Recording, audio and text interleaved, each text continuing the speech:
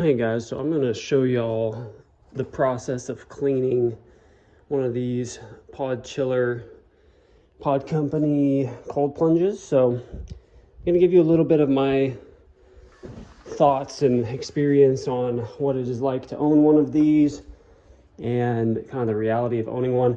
And I've got mine in the garage here, so it's kind of tucked back behind the truck, but do my best to kind of walk out through it. So I've already started the process. I have disconnected the two hoses that go to and from the plunge. I'll show you the reassembly process. And I've connected this drain hose, which I got the long one. I believe it's like 25 feet, and it goes all the way out.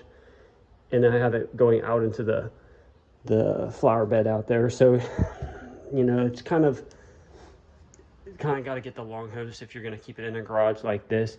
And I've also got it here by the window, so I actually, when I fill it up, I'll bring the hose back through that window and fill it back up with the hose. Anyways, I think there's a couple of things that this company does really well, and a few of them that they do really poorly and that you don't quite get the impression of from their website. And I will talk through some of that here in a bit as I go through the cleaning process. First and foremost, when it comes to cleaning this thing, you have to clean this a lot more than they tell you.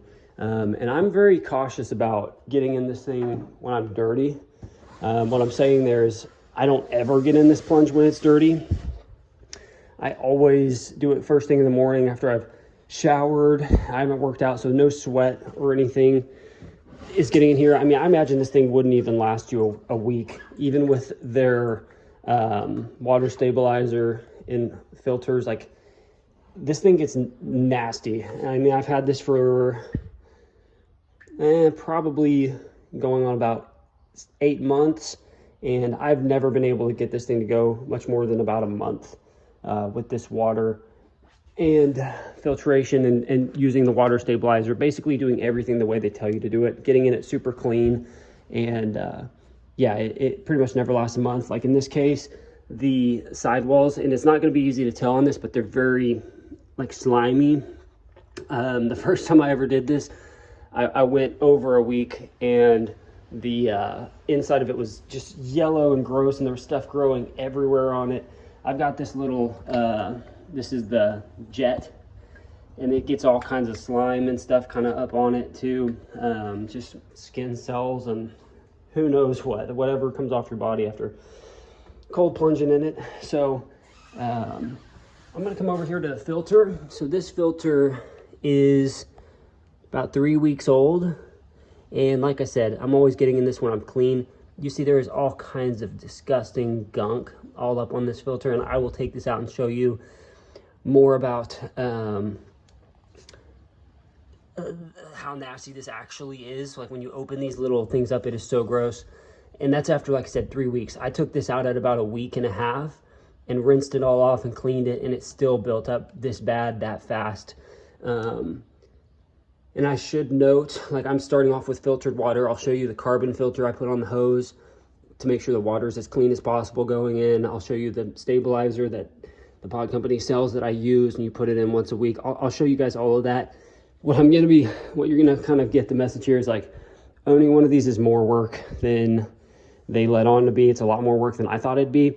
Do I still love it? Like, is it a good, affordable cold plunge option? Yes. But then we'll also talk about the energy usage of this thing too, especially in Texas when it starts getting warmer here. But anyways, let me go ahead and keep breaking this down, and then I will show y'all some more here in a minute. All right, so I am unscrewing the filter housing here, so you're gonna see this thing. Ugh, yeah, it's gross.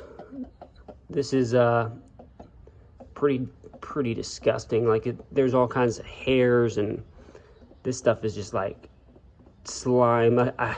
I'm guessing it's like just some kind of skin cell stuff. It's just gross.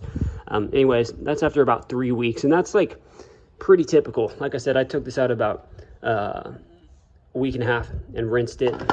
Now if I took this and if you started looking like down into the grooves, like it's super gross. Like, and Pod Company tells you like that this will last you like a month minimum. I'm here to tell you, like, does that look like it has another week in it? Absolutely not. All right, so now I'm going to rinse off this circulation jet fan thing. This is actually not too bad, but typically this back vent will get clogged up with stuff because it's sucking water through that end. The magnet on this thing is super strong. You actually have to be careful with it. But overall, it's a good little fan, helps circulate the water. So I typically just rinse it off here in the sink. And all right, next, this chiller here stores a lot of water. So it's probably, I don't know, got a gallon or so of water in it. So you gotta carry this thing, and it's pretty damn heavy too when it's full of water. But you gotta carry that out, drain it. So I'm gonna go do that real quick.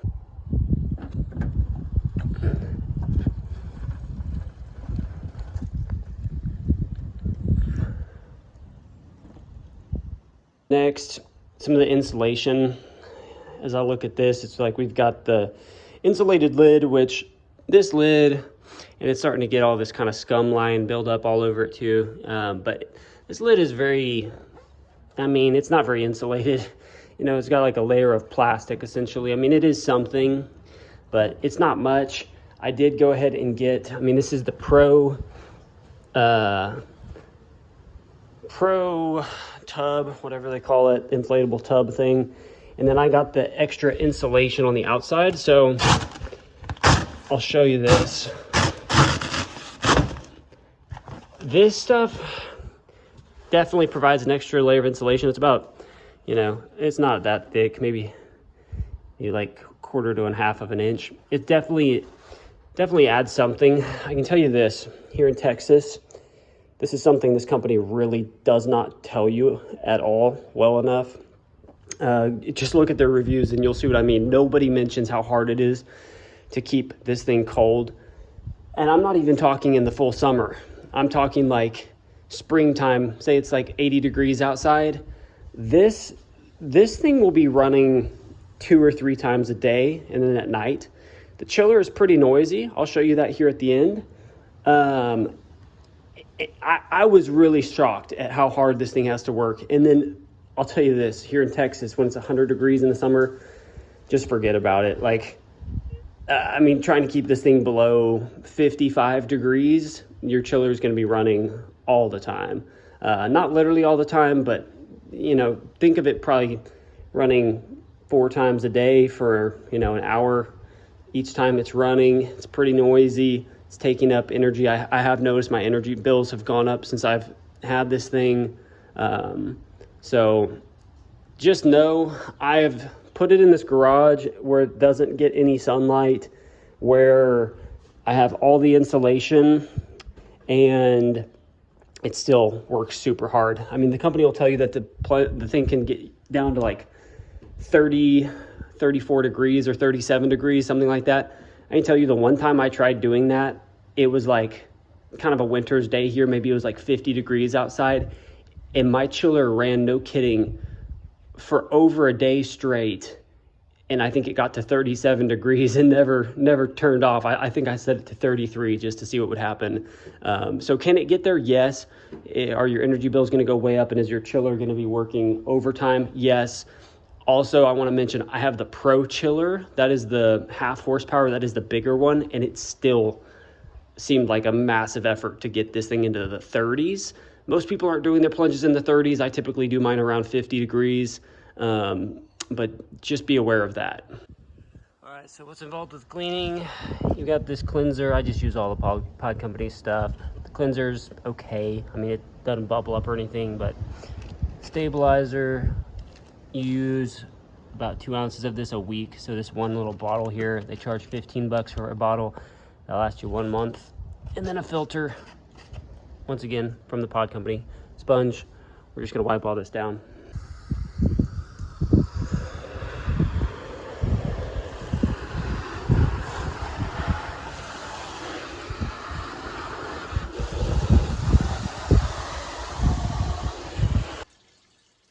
So we've got everything cleaned. It's pretty much set back up again. I've run our hose through the window into the plunge.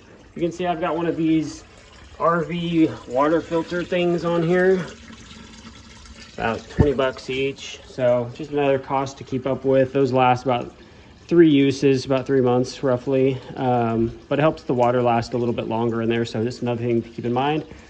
Anyways, everything is set back up. I've got the everything cleaned pretty thoroughly, and this thing takes a while to fill up.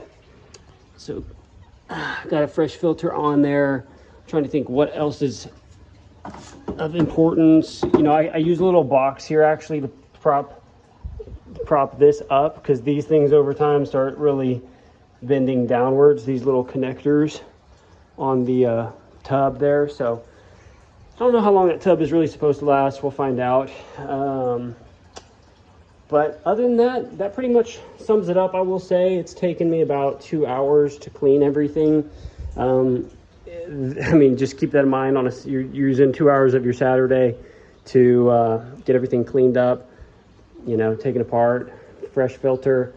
I will put in some of this stuff, 2 ounces every 2 weeks. And honestly, it does a decent job, I think, keeping this water fresh. But like I said, it's pushing it to get this to last for a month. But anyways, hopefully that is helpful. Hopefully that gives you some idea of what owning one of these is like. I don't think the website does a great job. I mean, I know when I bought this, I had the impression that thing would not be running more than maybe like once a day. And I thought it'd be very quiet. It's kind of like volume level of like a vacuum cleaner, I'd say, roughly.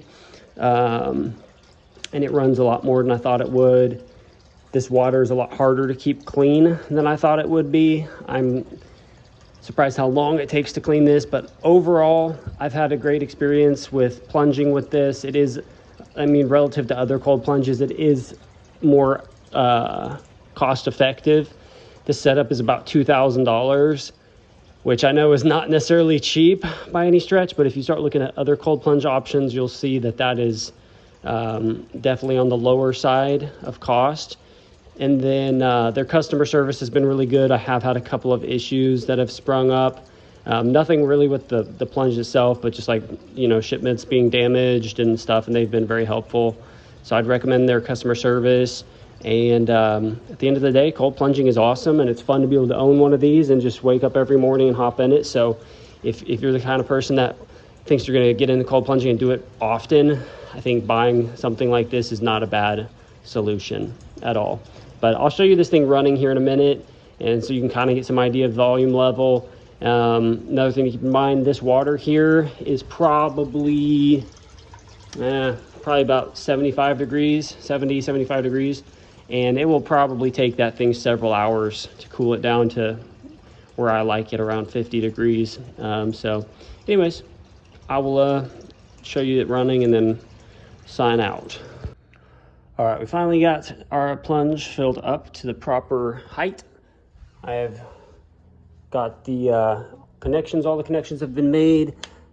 Water's back in this sucker, let all the air out. So now we're plugged in. I'm gonna go ahead and turn this on, and it's gonna start running, and you're gonna be able to hear it. See bubbles start coming through here. There you go. Everything looks like it's working properly. Ugh, that is disgusting. Okay, need to clean all that out. Wonderful. All right, guys, so real quick, had a little bit of an unexpected twist there. When I turned on the chiller, this top tube here, I did not rinse it out. So that's a good tip to keep in mind of. There was a bunch of crap just stuck in that tube, I guess. So when I turned it on, it came out into all this water I've worked so hard to clean. And so I've been using this little fishnet to filter all of it out. And this is kind of gross, but you can kind of look in there and see all of that kind of stuff. Like, that is a good showing of what kind of crap starts building up on these things. So there you go.